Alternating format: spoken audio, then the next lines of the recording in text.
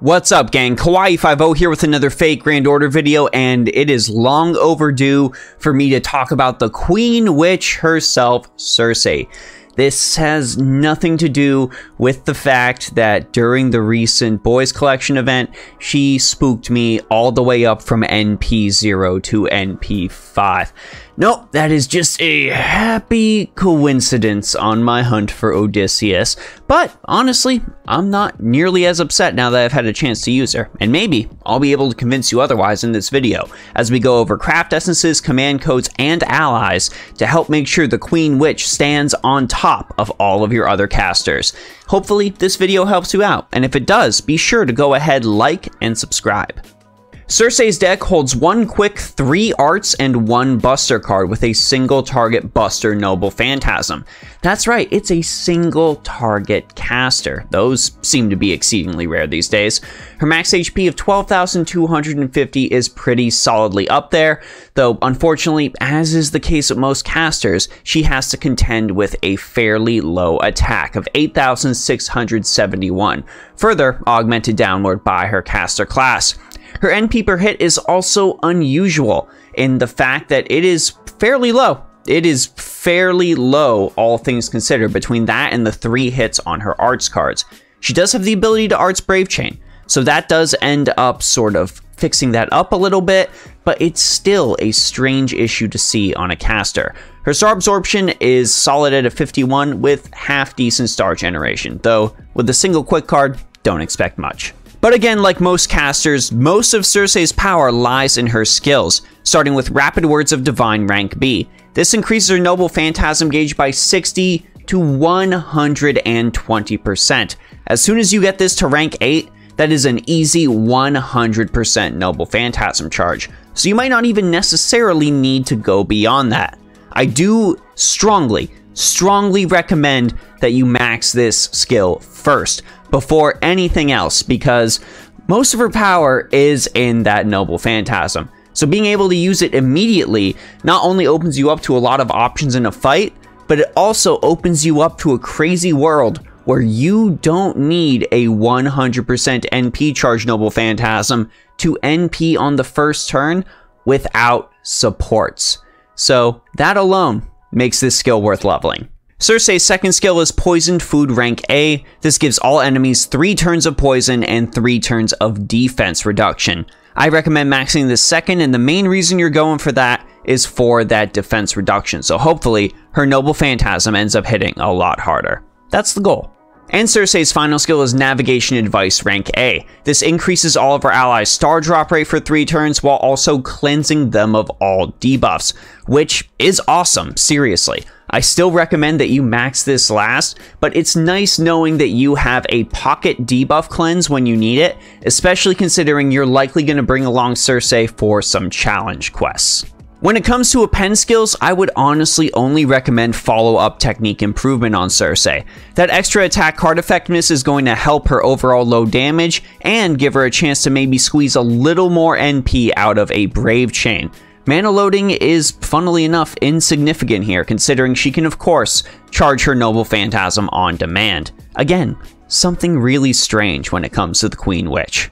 And now we come to the main focus of Cersei's kit, her Noble Phantasm Meta Ball Piglets rank C+. This deals damage to an enemy between 600 and 1000%, so that's okay, but unfortunately augmented down by her caster class. Thankfully, this is going to get an update in sometime in 2023, it's looking like, and it is sorely needed and makes this Noble Phantasm a lot better. This increases the damage to 800 to 1200% and also removes offensive buffs from the enemy. That alone would make this pretty dang good for a single target Noble Phantasm, but it also inflicts a special status called Pigify, which is a stun type status that only works on certain enemies, mainly servant style enemies. Since a lot of enemies in challenge quests are straight up servants, that makes this Noble Phantasm invaluable for things like that. Boss fights, big challenge quests featuring ultra powerful servants, it just works. This also has an overcharge effect of decreasing the critical rate of a single enemy by 3 turns, but that's just gravy compared to the Pigify.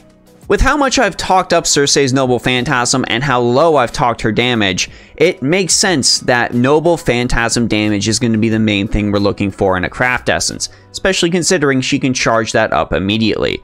So the Black Grail is easily her best Craft Essence. 80% Noble Phantasm strength has not been surpassed. If you don't have the Black Grail, of course Heaven's Feel is an acceptable substitute with that 40 to 50% bonus. If you happen to select Blue Illusion as your Craft Essence from the recent Chaldea Boys collection, you made a very good choice for Cersei. This is an NP strength boost, but it also gives her a permanent Ignore Invincible buff. So if you have a boss whose main gimmick is giving themselves a lot of turns of invincibility, well, that no longer matters anymore. Good on you for making that choice.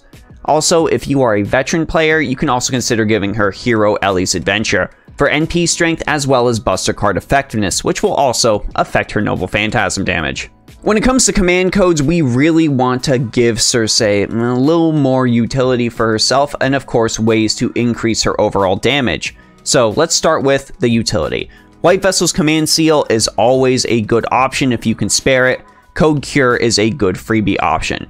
This removes one debuff when attacking using the engraved card, and ensures that you can remove a debuff from Cersei and not have to blow that third skill on a single debuff. You can wait to get more mileage out of it if you so choose. An easy way to give her a little bit of extra damage is also Sword of Beginning and End. This is just a flat damage increase of 1,000 to the engraved card.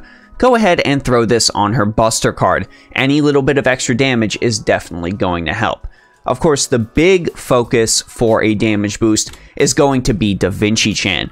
This gives Cersei plus 15% NP damage for one turn, and you've got to attack with the card this is on before you use the Noble Phantasm.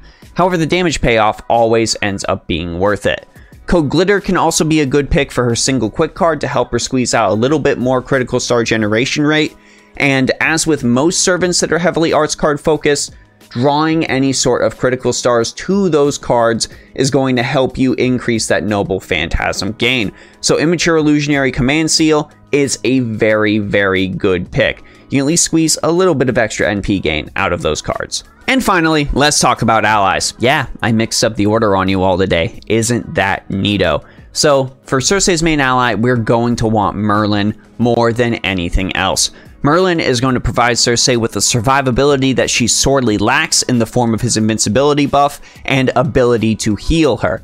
On top of that, his buff for her Buster cards is going to really help out that Noble Phantasm damage.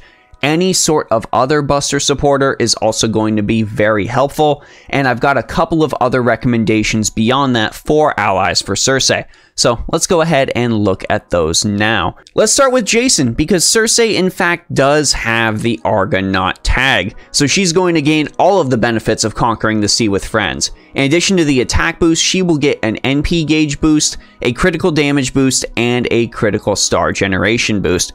So if you happen to have a Jason laying around, chuck him up on the front line with Cersei much to his chagrin and watch him buff her so hopefully he doesn't die. I can also definitely recommend Leonidas. Leonidas, of course, having that sweet Buster card effectiveness boost, but he also is a taunter. And for a servant like Cersei who doesn't really have any evades or invincibilities, a taunter can be absolutely invaluable. Redirect all of the enemy's ire to Leonidas, and while he holds the line, watch Cersei turn the enemy into a pig and make them functionally useless. There are of course a couple of 4-star freebie options you can pick for Cersei, the first being Nightingale Santa.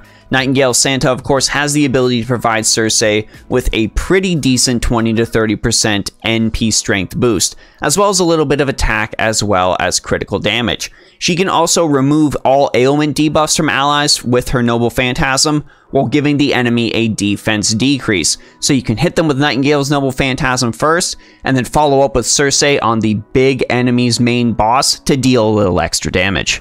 This next freebie is mainly for players who also dabble in JP. That is the free Leonardo da Vinci Ruler, who has a lot of ways that can really support Cersei. Her first skill increases the effectiveness of all of her cards. Her second skill grants her some NP gauge, not that she needs it, but more importantly grants her NP gain, which she does need. And her third skill increases all of her allies' NP strength by 10 to 20%.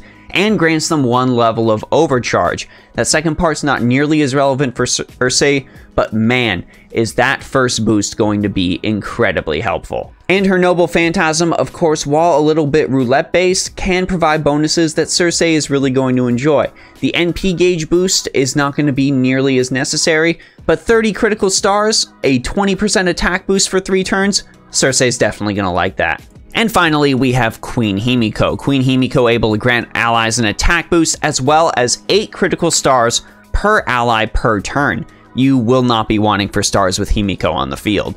And of course we have her Noble Phantasm, which is going to grant Cersei a 30 to 50% Buster card effectiveness, as well as an NP overcharge level boost. So you can definitely expect Cersei's follow-up Noble Phantasm to hit the boss pretty dang hard, thanks to this boost. Overall, gang, Cersei is a very solid single target caster that is going to be most helpful to you when fighting bosses as well as completing challenge quests.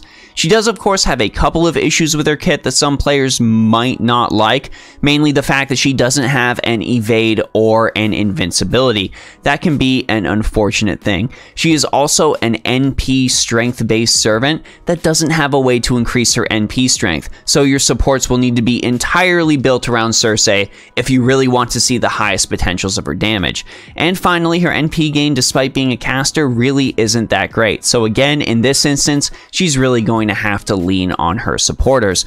But considering this is Fate Grand Order and most players I've seen that play this game build a team consisting around one servant and whoever they can throw into their team to support that one specific servant, I really don't think you'll have a problem setting up a team for Cersei. She is going to be a fun servant for you to use with a unique and different status effect that I think is going to make some fights really, really interesting for you. Chat, fans, everyone, y'all can see that I have been converted. But of course I want to know what you all think, so let me know your thoughts about Cersei down in the comment section below. Let me know if there are any allies, craft essences, or command codes you might think I've missed, and let me know about your personal feelings about her as well, whether it comes from a design and story standpoint or a gameplay standpoint. Let's go ahead and talk about this character. If you want to talk more Fate Grand Order, of course my Discord server is always open. I want to give a big thanks to the patrons on Patreon, the subscribers and followers over on Twitch, and of course all of you here on YouTube as well, because without your support, there's no reason for me to continue making these videos. So seriously, thank you all. I appreciate it. Anyways, gang, this is Kawaii50. I hope you all have a phenomenal day, and I will see you all in the next video.